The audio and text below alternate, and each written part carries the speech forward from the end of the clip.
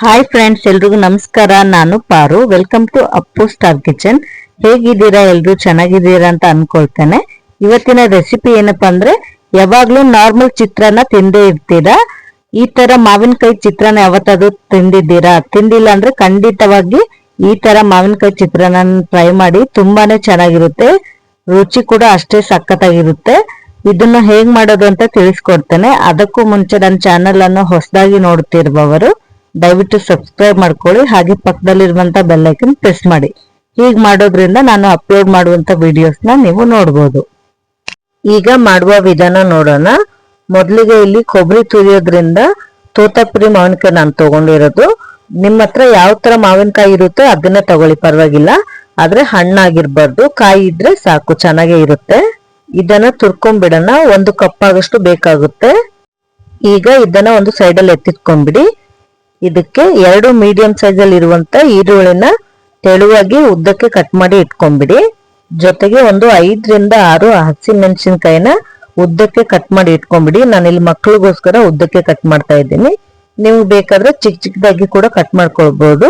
ಇಲ್ಲ ನಿಮ್ಗೆ ಜಾಸ್ತಿ ಬೇಕು ಅಂದ್ರೆ ಇನ್ನು ಜಾಸ್ತಿನಾದ್ರೂ ಮಾಡ್ಕೊಳ್ಬಹುದು, ಇಲ್ಲ ಕಡಿಮೆನಾದ್ರೂ ಮಾಡ್ಕೊಳ್ಬಹುದು.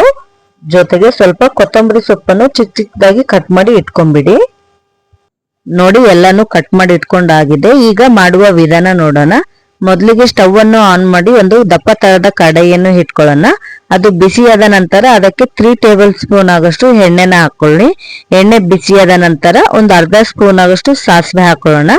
ಸಾಸಿವೆ ಸಿಡಿದ ನಂತರ ಅರ್ಧ ಸ್ಪೂನ್ ಆಗಷ್ಟು ಜೀರಿಗೆನ ಕೂಡ ಹಾಕೊಳ್ಳೋಣ. ಜೀರಿಗೆ ಸ್ವಲ್ಪ ಚಟಪಟ ಅಂದ ನಂತರ 1-2 ಸ್ಪೂನ್ ಆಗಷ್ಟು ಕಡಲೆ ಬೀಜನ ಹಾಕೊಳ್ಳಿ. ಅದು ಚೆನ್ನಾಗಿ ಫ್ರೈ ಆಗ್ಬೇಕು.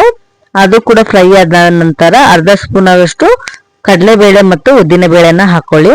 ಅದು ಸ್ವಲ್ಪ ಕಲರ್ ಚೇಂಜ್ ಆಗ್ಬೇಕು, ಅಲ್ಲಿ ತನಕ ಫ್ರೈ ಮಾಡ್ಕೊಳ್ಳಿ. ನಂತರ 1 ಕಡ್ಡಿ ಕರಿಬೇವಿನ ಸೊಪ್ಪನ್ನು ಕೂಡ ಹಾಕೊಳ್ಳಿ. ಅದು ಕೂಡ ಚೆನ್ನಾಗಿ ಫ್ರೈ ಆಗ್ಬೇಕು. ನೋಡಿ ಯಾವ ರೀತಿ ಫ್ರೈ ಆಗ್ತಾ ಇದೆ ಅಂತ. ಈ ತರ ಫ್ರೈ ಮಾಡ್ಕೊಳ್ಬೇಕಾಗುತ್ತೆ. ಇಷ್ಟು ಫ್ರೈ ಆದ್ರೆ ಸಾಕು. ಈ ಟೈಮಲ್ಲಿ ಕಟ್ ಮಾಡ್ಕೊಂಡಿರುವಂತ ಹಸಿ ಮೆಣಸಿನಕಾಯಿನ ಹಾಕೊಳ್ಳೋಣ. ಹಸಿ ಮೆಣಸಿನಕಾಯಿ ಕೂಡ ಚೆನ್ನಾಗಿ ಫ್ರೈ ಮಾಡ್ಕೊಳ್ಬೇಕಾಗುತ್ತೆ. ಹಸಿ ಮೆಣಸಿನಕಾಯಿ ಫ್ರೈ ಆದ ನಂತರ ಕಟ್ ಮಾಡ್ಕೊಂಡಿರುವಂತ ಈರುಳ್ಳಿನ ಕೂಡ ಹಾಕಿ, ಅದು ಕೂಡ ಕಂಪ್ಲೀಟ್ ಆಗಿ ಕಲರ್ ಚೇಂಜ್ ಆಗ್ಬೇಕು. ಅಲ್ಲಿವರೆಗೂ ಚೆನ್ನಾಗಿ ಫ್ರೈ ಮಾಡ್ಕೊಳ್ಳಿ. ನೋಡಿ, ಈರುಳ್ಳಿ ಕೂಡ ಫ್ರೈ ಆಗ್ತಾ ಇದೆ. ಈ ಟೈಮಲ್ಲಿ ಅರ್ಧ ಸ್ಪೂನ್ ಅಷ್ಟು ಸಾಲ್ಟ್ ಅನ್ನ ಹಾಕೊಳ್ಳಿ. ಸಾಲ್ಟ್ ಅನ್ನ ನೋಡ್ಕೊಂಡು ಹಾಕೊಳ್ಬೇಕಾಗುತ್ತೆ. ನಾವು ಆಲ್ರೆಡಿ ಅಲ್ಲಿ ಅನ್ನಕ್ಕೂ ಹಾಕೊಂಡಿರ್ತೀವಲ್ವಾ, ನೋಡ್ಕೊಂಡು ಹಾಕೊಳ್ಳಿ. ಒಂದ್ಸರಿ ಟೇಸ್ಟ್ ಮಾಡ್ಬಿಟ್ಟು ಬೇಕಾದ್ರೆ ಲಾಸ್ಟ್ ಅಲ್ಲಿ ಸ್ವಲ್ಪ ಹಾಕೊಳ್ಬಹುದು. ಇದಕ್ಕೆ 1/4 ಸ್ಪೂನ್ ಅಷ್ಟು ಅರಿಶಿಣ ಕೂಡ ಹಾಕೊಳ್ಳಿ. ಇದನ್ನು ಕೂಡ ಚೆನ್ನಾಗಿ ಫ್ರೈ ಮಾಡ್ಕೊಳ್ಬೇಕಾಗುತ್ತೆ. ನೋಡಿ, ಇದು ಕೂಡ ಫ್ರೈ ಆದ ನಂತರ ತುರಿದು ಇಟ್ಕೊಂಡಿರುವಂತ ಮಾವಿನಕಾಯಿನ ಹಾಕೊಳ್ಬೇಕಾಗುತ್ತೆ.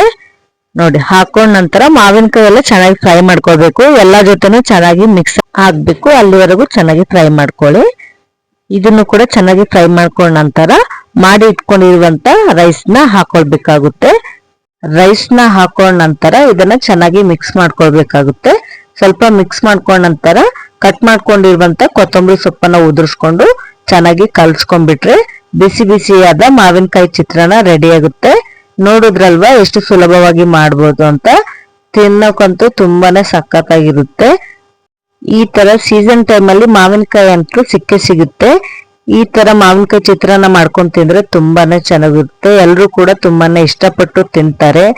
ನಿಮಗ್ ಬೇಕಾದ್ರೆ ಈ ತರ ಮಾವಿನಕಾಯಿ ಚಿತ್ರಾನ್ನ ಗೊಜ್ಜನ್ನ ಮಾಡಿ ಇಟ್ಕೊಬಹುದು. ನಿಮ್ಗೆ ಯಾವಾಗ ಬೇಕೋ ಅವಾಗ ಬಿಸಿ ಬಿಸಿ ಅನ್ನ ಜೊತೆ ಹಾಕೊಂಡು ಕಲ್ಸ್ಕೊಂಡ್ ತಿಂದ್ರೆ ತುಂಬಾನೇ ಸೂಪರ್ ಆಗಿರುತ್ತೆ. ಖಂಡಿತವಾಗಿ ನೀವು ಕೂಡ ಟ್ರೈ ಮಾಡಿ. ಇವತ್ತಿನ ರೆಸಿಪಿ ಇದಾಗಿದೆ ಫ್ರೆಂಡ್ಸ್. ಈ ರೆಸಿಪಿ ನಿಮ್ಗೆ ಇಷ್ಟ ಆಗಿದೆ ಅಂತ ಅನ್ಕೊಳ್ತೇನೆ. ಇಷ್ಟ ಆಗಿದ್ರೆ ಪ್ಲೀಸ್ ಲೈಕ್ ಮಾಡಿ, ಹಾಗೆ ಫ್ಯಾಮಿಲಿ ಫ್ರೆಂಡ್ಸ್ ಜೊತೆ ಶೇರ್ ಮಾಡಿ. ಈ ರೆಸಿಪಿನ ನೀವು ಕೂಡ ನಿಮ್ಮ ಮನೇಲಿ ಟ್ರೈ ಮಾಡಿ. ಹೇಗ್ ಬಂತು ಅಂತ ಕಮೆಂಟ್ ಅಲ್ಲಿ ತಿಳಿಸಿ. ಹಾಗೆ ನನ್ನ ಚಾನೆಲ್ ಅನ್ನು ಸಬ್ಸ್ಕ್ರೈಬ್ ಮಾಡ್ಕೊಳ್ಳೋದನ್ನ ಮರಿಬೇಡಿ. Thank you for watching.